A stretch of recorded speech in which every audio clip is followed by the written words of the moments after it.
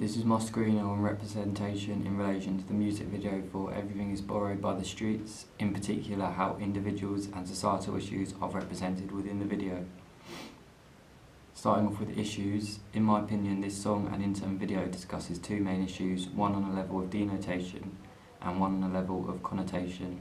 The two are material wealth versus a more metaphorical meaning of wealth, and how we have grown to value one more than the other, and the rising level of poverty amongst people, and how families are being affected by many things such as the government failing to fund important things such as housing schemes.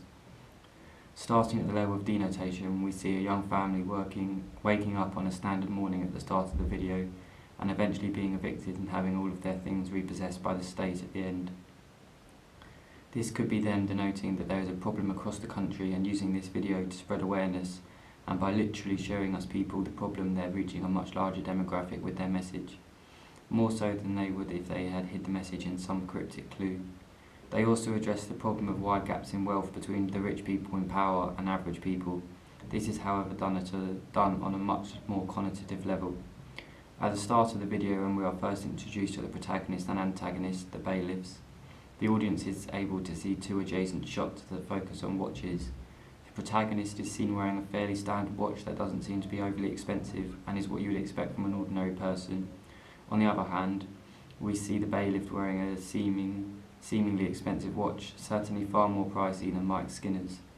They could be using the symbolism of the watches to illustrate the vast disparity between the wealth in this country. The other issue addressed is that of material wealth versus a deeper, more metaphorical definition of wealth. The hook of the song sings, "I came into this world with nothing and I'll leave with nothing but love," and this couples perfectly with the video.